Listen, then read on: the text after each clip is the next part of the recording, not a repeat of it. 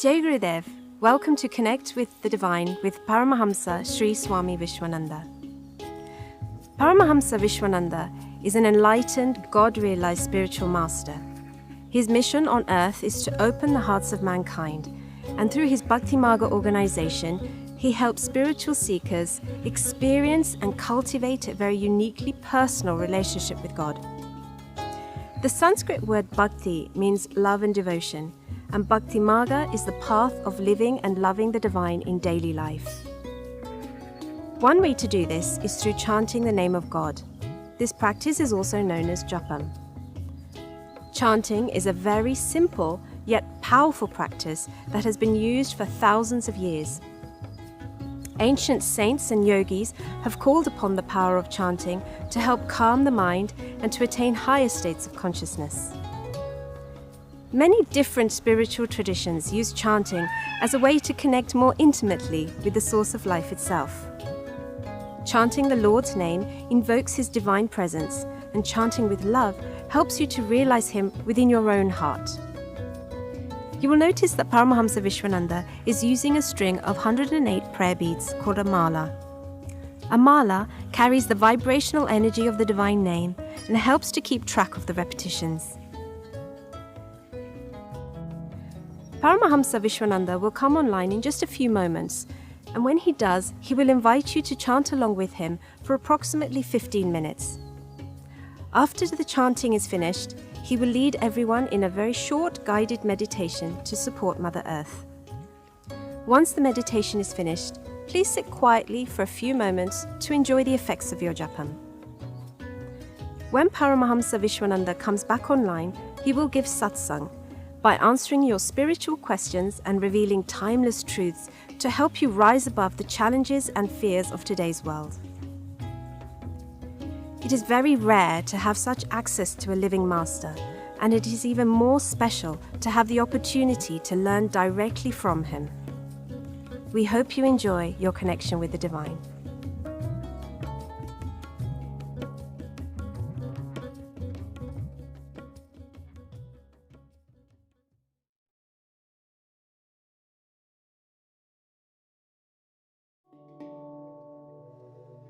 Have you ever looked into the eyes of a spiritual master? Come and experience it for yourself. Look into the eyes of real, unconditional love and let it open your heart. Paramahamsa Sri Swami Vishwananda is a God-realized master who lives in constant union with the divine. He lives at a place in the heart of Europe. It is called the home of the Divine Mother. From here, he is now giving what is called darshan online so that everyone can benefit. Darshan means divine sight, but simple words cannot do justice to the incredible experience of seeing and being seen by him. Look into the eyes of unconditional love and let it open your heart. You can now have your own experience of this divine master from wherever you are. Feel it for yourself and let love return.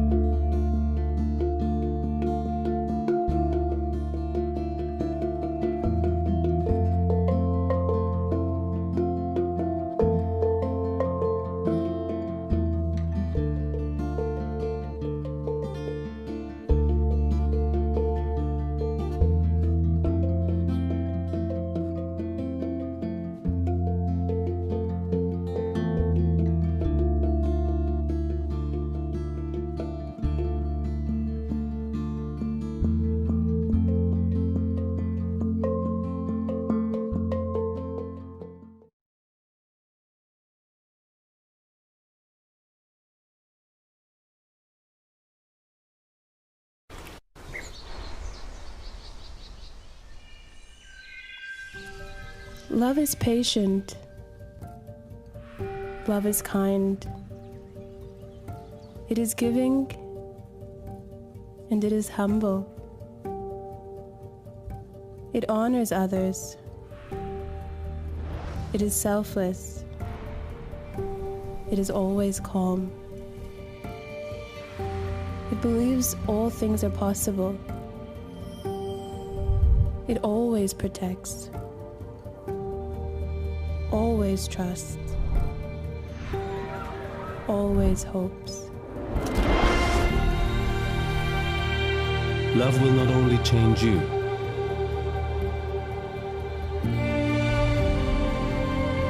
it will change the people around you.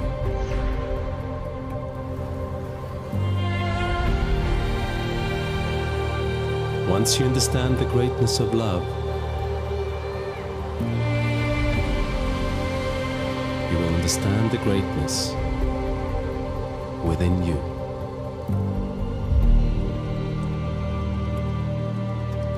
There's no tools or technique. Love starts by loving. And it grows in loving and it's end in loving. This is the mystery of it. And this is the reality of love. Because love in itself is the key.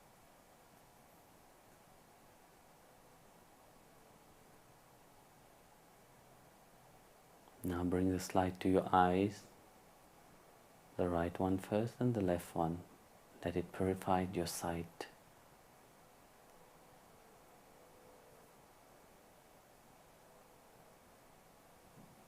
Bring the light to your nose. Let it purify the sense of smell.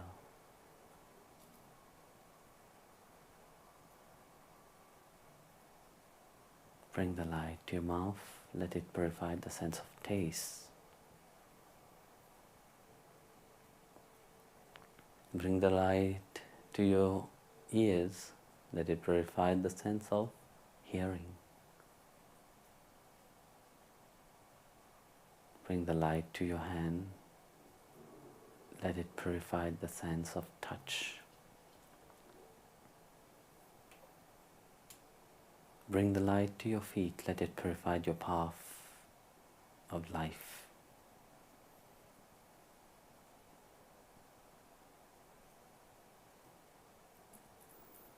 Now bring the light to your heart. Feel the warmness and the love which you have inside of you. And chant with me. Asato ma sadgamaya tamaso ma jyotirgamaya mrityorma amritam gamaya. Om Shanti Shanti Shanti. Shri Gurubhyo Namaha. Harihi Om.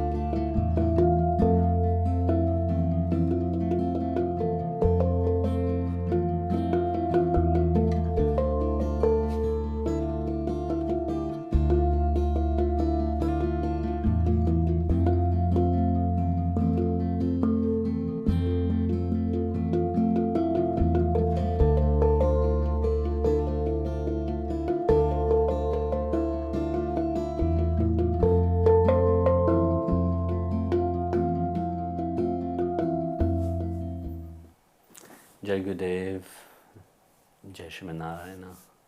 So wish you all a blessed Ananta Padmanabha Swami Chaturdasi.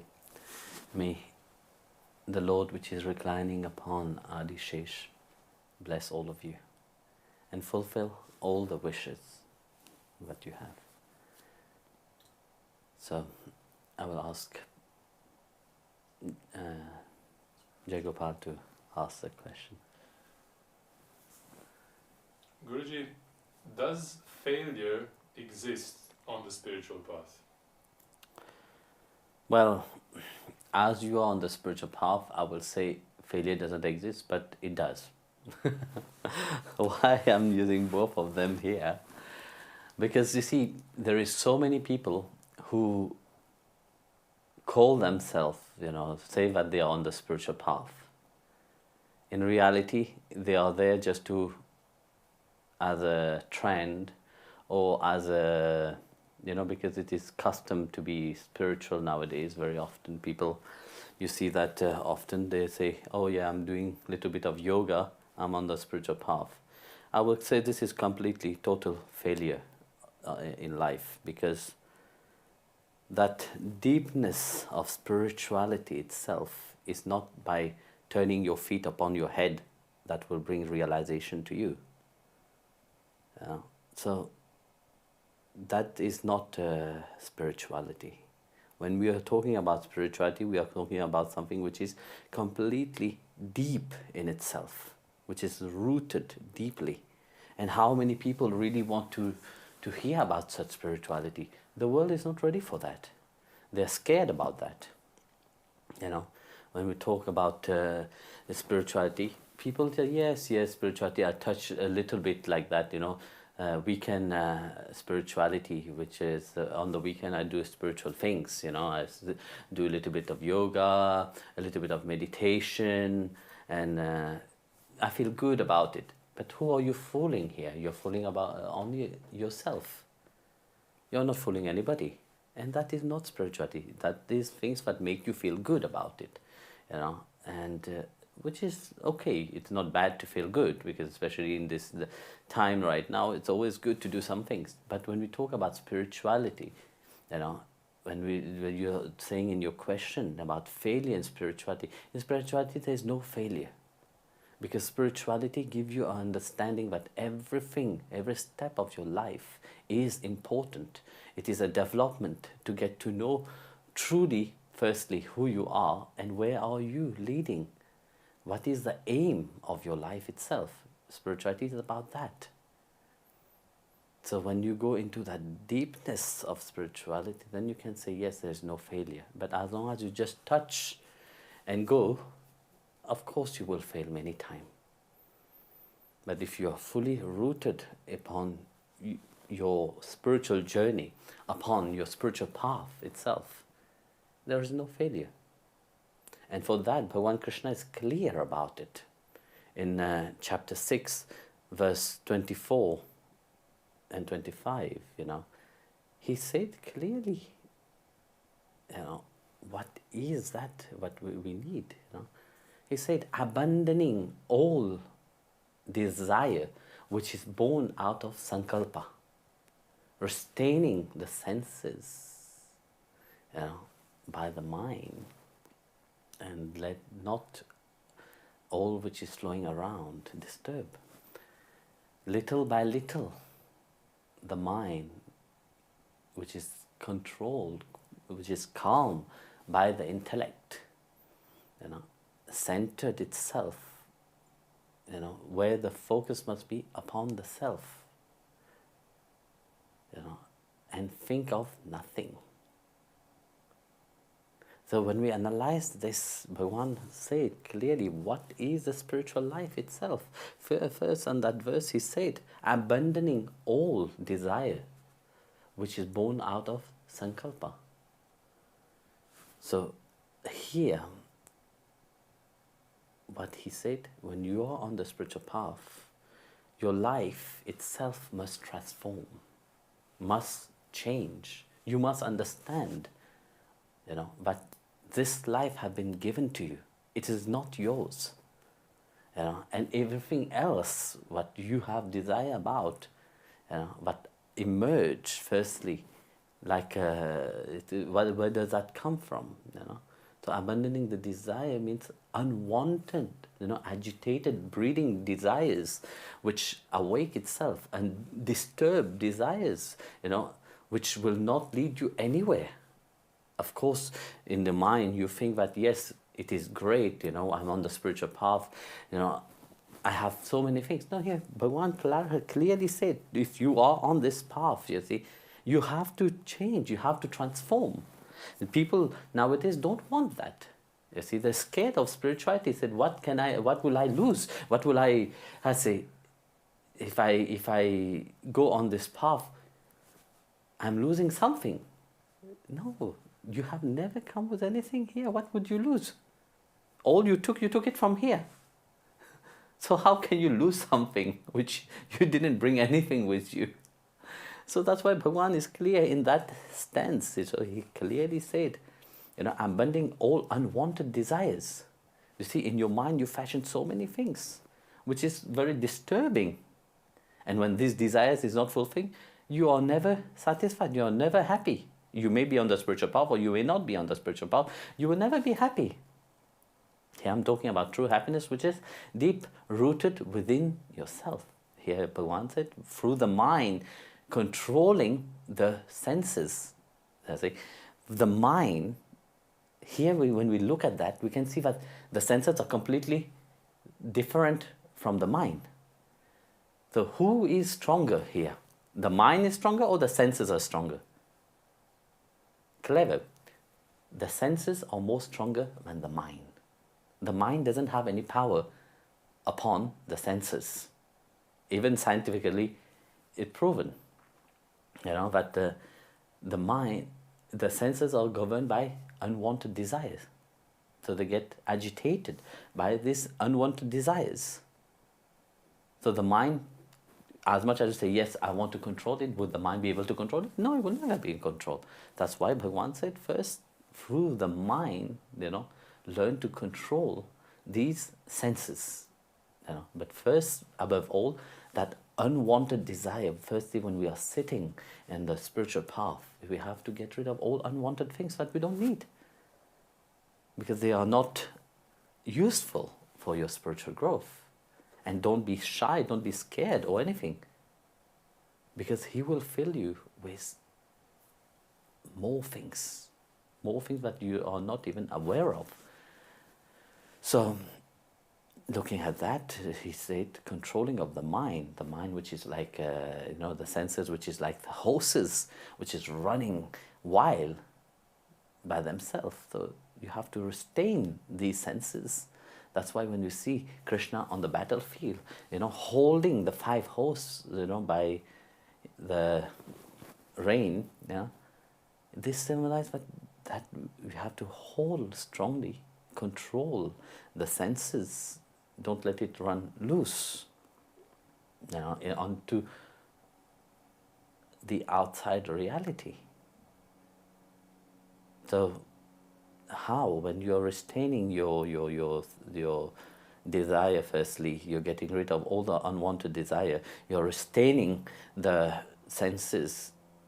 The next verse that he said, little by little, the mind will weaken itself. So when the mind weakens itself, so you're not letting the mind, the senses, the mind dance with the tune of the senses, you are restraining it. Little by little, it starts to weaken itself. When the mind weakens itself, what takes over is the intellect. So the discriminative intelligence which is inside of you start to take control, which means the mind shifts itself from being loose running into the world, it becomes positivity running inwardly. So when you start running inward, but where to focus? You must have a goal to focus. Here Bhagavan said that you should focus upon something which is eternal. The mind can't just run and focus on things, but it must restrain itself and focus upon something which is eternal. So he said, focus, restrain the mind and by focusing upon the self. Meditate upon that eternal self, that part of divinity which is inside of you. See Srimad Narayana inside of your self. So, of course, people will say, where is the self? I've never seen the self, But when the mind itself automatically is restrained through your meditation, through your sadhana, all this, automatically that feeling, that, when that calmness, that when you are in this state of serenity, that mind, when it alters itself from a running mind into the unwanted desires, you see, that mind itself turn inwardly. So that mind become divinized. So when that mind become divinized, the mind journey and the self reveal itself to you. Here Bhagavan very clearly said, while you are focusing upon the self, think of nothing. So how would that do? He clearly said at the end, think of nothing. So how can we tell somebody not to think of nothing? So in the state of Satchidananda, in the state of beatitude, in the state of complete serenity, one is fully into that divine space. Automatically the mind will never be able to think of things. Empty mind completely. Mindless state. Now everybody wants to become breathless state, No, first become mindless state. Once you become mindless state, you can become breathless state afterwards. This is the next step. So into that state, then you can say, yes, I am on the spiritual path. Because from that point of view, you start to feel that universal love for everything around you. And that's what Bhagwan is, There's what when you are in that state, there is no mistake. You may do something which doesn't turn the way everybody expects it to be, or it can be a mistake in the eyes of everybody. But from your side, because you are already into that phase of complete surrender, so there is no karma which is linked together with you. So into that state, when you have reached that peak of spirituality, then there is no mistake in it.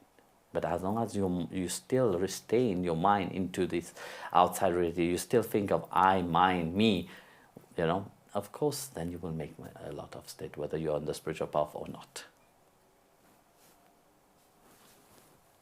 Guruji, in the Ramayana, sorry, we heard how Kaikeyi came to her senses after getting Rama exiled to the forest.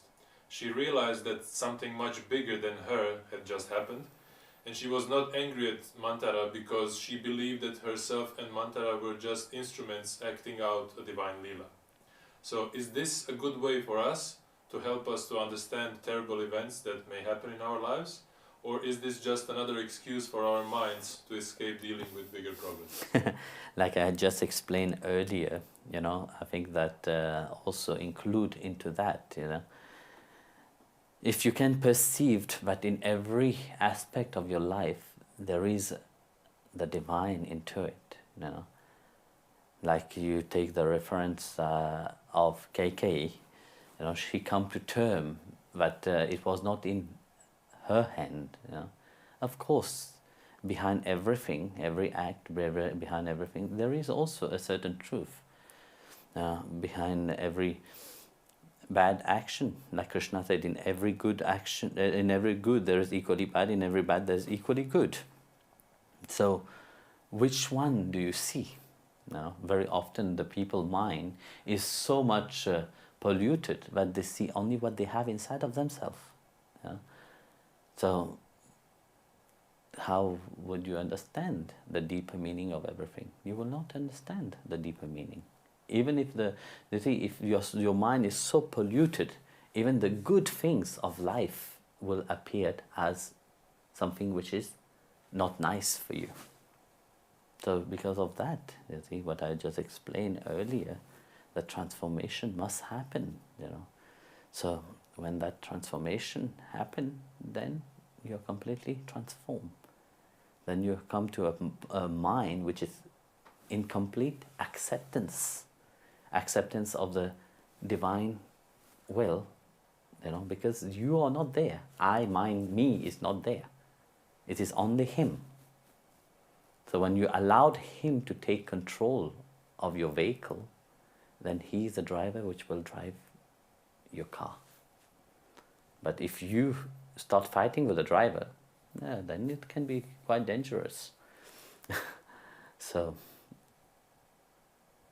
let the divine take control of your life, So Kaikeyi also, when she had made the mistake, then she realized, but oops, I have made the mistake. But at the same time, she also, Ram, I'm sure, have explained, Ram, when she went to ask Ram for forgiveness, Ram said, why are you asking for forgiveness? Because this is all into the divine plan. He was born to eradicate Ravana. Like the same, the Bhagavad Gita, what I just said, all the desire which awake inside of you. Here, when Krishna said, to remove, he didn't just say remove, to eradicate them, which means remove them completely. So here also we see, if the mind is not in tune with the divine will, of course, then you don't perceive it. Then you will sit and dramatize everything. We like drama. In life, we like to everybody like their own drama, and they like to entertain the drama, and they like people to, pity them.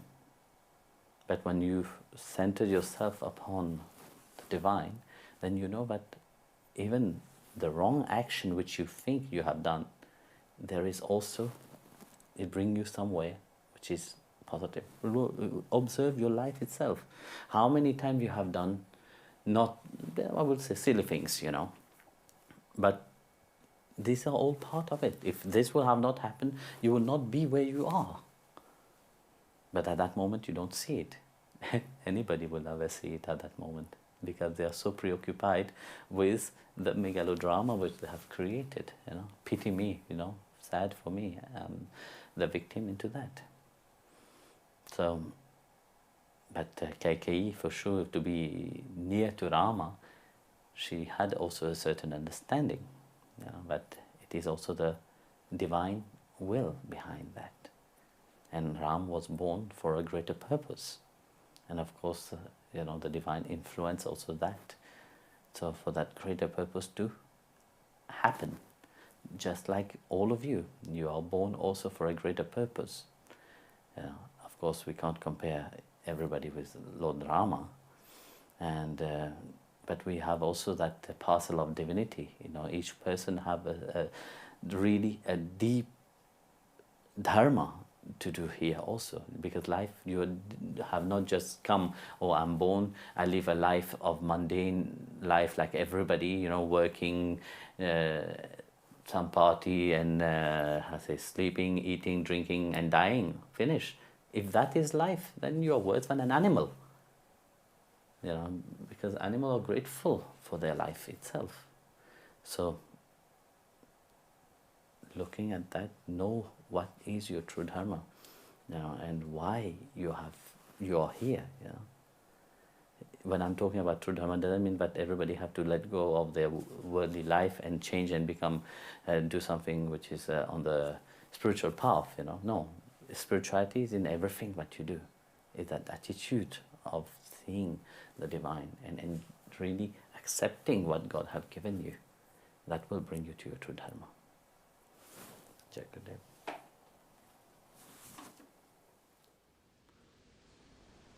Paramahamsa Vishwananda recommends we keep chanting the name of God every day.